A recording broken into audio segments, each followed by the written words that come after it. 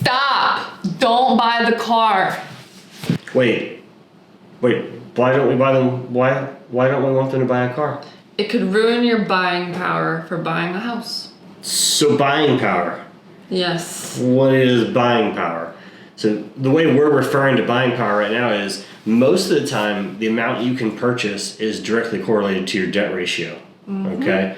Your debt ratio is a huge deal. And the debt ratio for us as mortgage professionals versus car dealerships versus others, all very different. Yeah. Your debt to income ratio for a mortgage is very strict compared to when you're purchasing a car. So you definitely, if you're like, oh, I really want to go house shopping, but it's really easy to go buy that brand new car, stop. Let's look at getting you a house first, because a car is much easier to purchase after buying a home. Oh yeah. As long as you're able to make the payment, they really don't care that much. They don't care. Mm-hmm. But as we are regulated through our teeth, okay, on everything we do. Everything. And that's all mortgage companies. Like we're talking about national standards the government has set for people. Debt ratios are restrictive. Some programs won't let you go over 41% of your gross income, and that is your house, that is your property taxes, mortgage insurance, that is everything, every minimum payment on your credit report. Okay, it's crazy.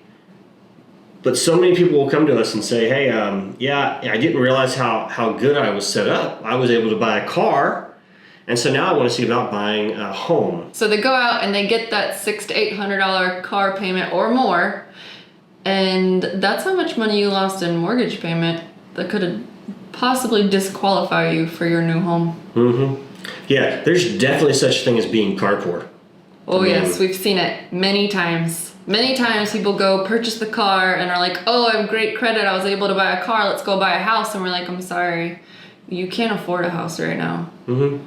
And I'm not one to talk about cars, okay? Like I like cars too. But if you are wanting to buy a home, that's got to be the first priority for you. And you need to talk to... Priority, roof over your head. Yeah, you need to talk to the mortgage professionals. Us. You need to figure out... We will help you get the house before the car.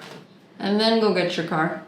But we can tell you, we can look at it and go, okay, if you put this much of a car payment on your debt ratio, no home for you, no soup. And that's the whole point. Don't buy a car first. Come to us first. Let us tell you what's going on.